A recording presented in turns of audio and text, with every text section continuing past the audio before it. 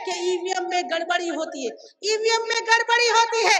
EVM से free fair and transparent चुनाव नहीं हो सकता। जिसको चुनना नहीं चाहते वो चुनकर आता है। 15 लाख बूथों पर हम महिलाएं ईवीएम तोड़ने वाली है। जो मोदी टेलीप्रॉम्प्टर पे पढ़ कर जो बोलता है मन की बात, क्या बोलता है? बेटी बचाओ बेटी पढ़ाओ। अरे ऐसे प्रधानमंत्री को हम वोट देते हैं और रोज बोलते हैं मोदी जी गाय मेरी माता है, मोदी जी उसको खाता है। हा?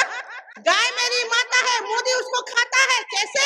250 करोड़ बीफ का चंदा खा गया मोदी। इसीलिए मैं कहना चाहती हूँ इस बार आपको ऐसे पुना पेट के दलाल और तो आपको चुनकर नहीं लाना है।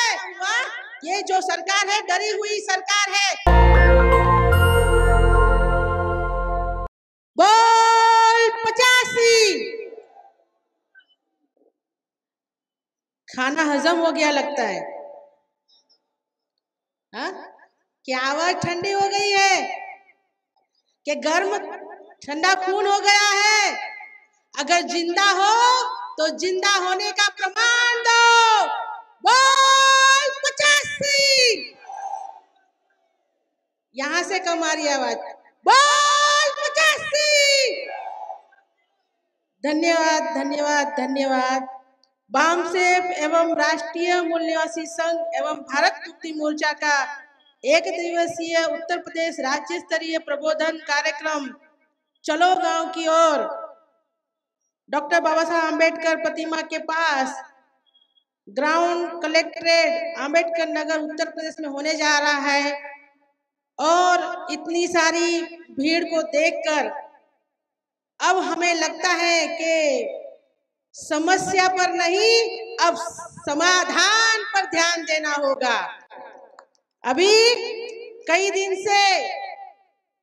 से मेश्राम साहब ने हमें कहा है कि अरे जागो जागो, चलो गांव की ओर, चलो गांव की ओर। 2005 से मेश्राम साहब कह रहे हैं चलो गांव की ओर, चलो गांव की ओर। तो हमारे लोग भोले भाले लोग कहते मेश्राम साहब कर रहे हैं ना, अभी हमको करने की क्या जरूरत है। तो आप लोग घर से जब बाहर नहीं निकले तो खुद मेश्राम साहब गांव की ओर चल पड़े, और जब मेश्राम साहब गांव की तरफ चल पड़े तभी इतने सारे लोग हमसे जुड़ पड़े। ये जो कारवा है वामन मेश्राम साहब का कारवा जो है, मेश्राम साहब ने हमें संगठन बनाकर दे दिया, संगठनों की जाल बनाकर दे दिया। और जब संगठनों की जाल बन गई तो जन निर्माण हो गया, और जन निर्माण हो गया तो मेश्राम साहब के नेतृत्व में 6 अक्टूबर 2022 को चलो नागपुर महामोर्चा लेकर वहां पर जन आंदोलन हो गया, जन आंदोलन हो गया। और उस जन आंदोलन के कारण वहां का मोहन भागवत, जो चट्टीधारी मोहन भागवत है, उसको भी भागकर फैजाबाद में खड़ा रहना पड़ा, उसको भी भागने पर मजबूर कर दिया। और फिर इस जन निर्माण में जो लोग थे उन्हीं के अंदर से मेश्राम साहब ने नेतृत्व पैदा कर दिया, और वो नेतृत्व है अनिल माने सर, परवेंद्र प्रताप सर, विकास चौधरी, धर्मेंद्र मौर्य, अपने सरदार राम सुरेश वर्मा जी, ऐसे कई सारे नेतृत्व आपके सामने। महिलाओं के लिए अंदर भी नेतृत्व पैदा कर दिया, और उस महिलाओं के अंदर नेतृत्व का नाम है कुंडा तोड़कर मैडम, निशा वामन मेश्राम, और हमारी Sunaina Paswan madam, Kushwaha madam, Sushila Dinkar madam, बहुत सारी हमारी महिलाएं नेतृत्व पैदा हो चुकी है। और उस नेतृत्व के अंदर हम जब 31 जनवरी को बड़ा मोर्चा लेकर निकले तो बड़ा मोर्चा, बड़ा आंदोलन हो गया पूरे भारत के अंदर। जो 2014 से मेश्राम साहब चिल्ला कर कह रहे थे कि ईवीएम में गड़बड़ी होती है, ईवीएम में गड़बड़ी होती है, तो हमारा भोला भाला समझते कि अरे मेश्राम साहब कुछ भी बोलते हो। तो मेश्राम साहब उनके मुंह पर मेरे पास चुनाव आयोग का पूरा जजमेंट है, वो चुनाव आयोग का जजमेंट मुंह पर मारकर बोलते थे मैं नहीं बोल रहा हूँ, ये सुप्रीम कोर्ट का 8 अक्टूबर का 2013 का जजमेंट है।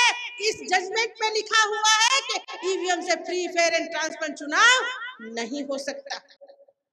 जन आंदोलन किया और जन आंदोलन से क्या होता है? जन आंदोलन से होता है व्यवस्था परिवर्तन और व्यवस्था परिवर्तन से होता है सत्ता परिवर्तन और सत्ता परिवर्तन से क्या होगा? शासन करती जमात, जो बाबा साहब अम्बेडकर ने देखा हुआ सपना बनेगा। जो मोदी कह रहा है, मोदी क्या बोल रहा है मालूम है? मैं इन शक्ति स्वरूपा माता बहनों की रक्षा के लिए जान की बाजी लगा दूंगा। मेरे लिए हर माँ शक्ति का रूप है, हर बेटी शक्ति का रूप है, मोदी बोलता है।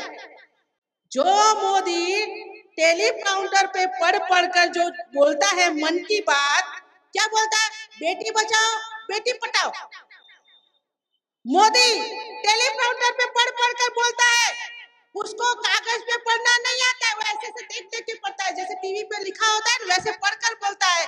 तो उसके जो राइटर थे उन्होंने लिख दिया बेटी बचाओ बेटी पढ़ाओ। तो मोदी को पढ़ना तो आता नहीं है, उसने गोख के रखा था, इसने बोल दिया बेटी पढ़ाओ। अरे ऐसे प्रधानमंत्री को हम वोट देते हैं ऐसे?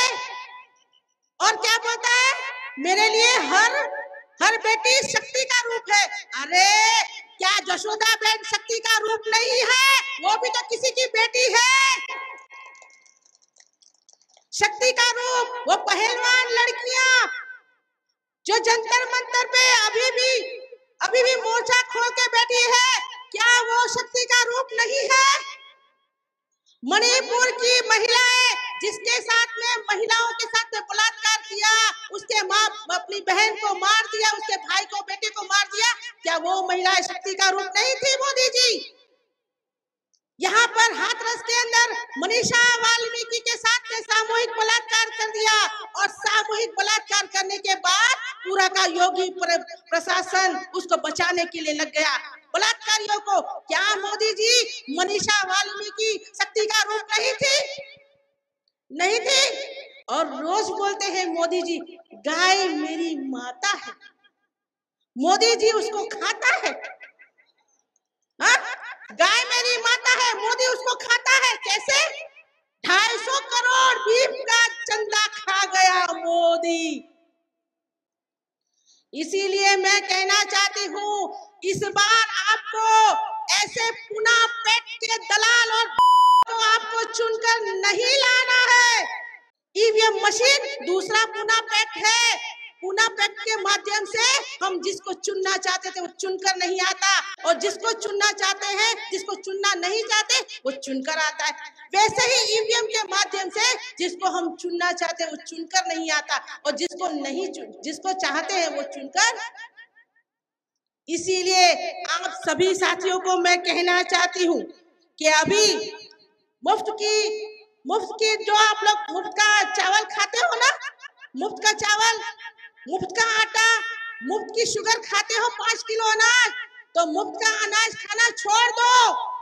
उन लोगों को मालूम है कि ये जो भोला भाला हमारा समाज है ना, वो अनाज खाकर बाद में दूसरे दिन निकाल देगा, लेकिन वो भूल जाएगा। किसी ने बोला कि हमारे लोगों को भूलने की आदत है, तो उन्होंने क्या किया, उस अनाज के साथ 1 किलो टाटा नमक देना शुरू किया। नमक क्यों दे रहे हैं मालूम है? उनको मालूम है ये जो हमारा SC, ST, OBC और माइनॉरिटी के लोग जो है ना, हमारे भोले भाले समाज, वो लोग किसी का भी नमक खाते हैं तो नमक हरामी नहीं करते। इसीलिए वो क्या करेंगे, हमको वोट, हमारा नमक खाकर वोट देंगे। आप लोग नमक खाते हो ना, इसे नमक हरामी नहीं करते हो, आप उसको वोट देते हो। तो मैं आपको कहना चाहती हूँ, धोखेबाज को धोखा देना गलत बात नहीं है। इस बार वोट देने जब जाओगे, अगर वामन मेश्राम साहब ने कह दिया कि ईवीएम तोड़ना है तो ईवीएम हम तोड़ ही देने वाले हैं। अगर मेश्राम साहब का हमको आदेश आया तो ईवीएम हम तोड़ ही देने वाले हैं, और खास तौर पर महिलाएं हम लोग ईवीएम तोड़ने वाली है। 15 लाख बूथों पर हम महिलाएं ईवीएम तोड़ने वाली है। लेकिन अगर मेश्राम साहब का आदेश नहीं हुआ, अगर हम लोगों को ईवीएम में जाकर बटन दबाना पड़ा, या तो मैंने तो सुना भी है कि अभी हलचल भी मची हुई है बैलेट पेपर लाने की। इतना डरा हुआ ये जो सरकार है, डरी हुई सरकार है। डरी हुई सरकार को हमको और भी डराना जरूरी है। हम लोगों को 15 लाख बूथों पर बूथ तोड़ो कमेटी बनाना होगा, बूथ निर्माण कमेटी बनाना होगा, तब जाकर इस सरकार को हम झुका सकेंगे। उस बात को याद रखो। बाबा साहब आम्बेडकर ने कहा था, हमें सत्ता संपत्ति नहीं चाहिए, हमें सत्ता और संपत्ति नहीं चाहिए, हमें संपूर्ण आजादी लेनी है, हमें संपूर्ण आजादी लेनी है और इस आजादी को हम लेकर रहेंगे।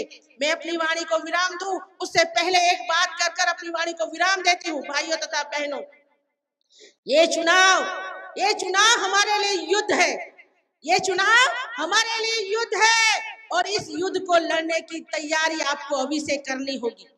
ये चुनाव लड़ने की तैयारी अभी से हमको करनी होगी, नहीं तो लाचारी समस्या रोज बढ़ती ही जा रही है।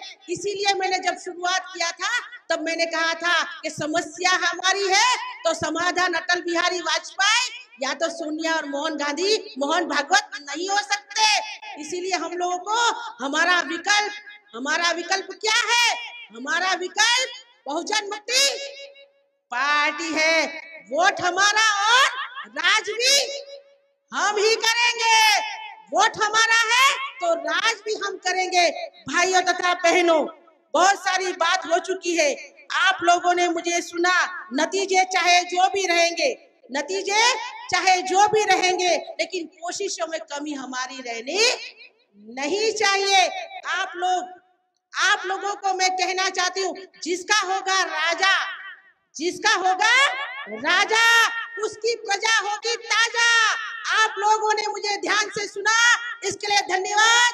जय भीम, जय भारत, जय मूल्यवासी। नेशनल दस्तक की आपसे गुजारिश है कि अगर इसको बचाना चाहते हैं तो नेशनल दस्तक को सब्सक्राइब करने के लिए रेड कलर के सब्सक्राइब बटन को दबाएं, फिर बेल आइकन की घंटी दबाएं। नेशनल दस्तक को बचाने के लिए बहुत जरूरी है कि हर खबर को शेयर करें, लाइक करें, कमेंट जरूर करें।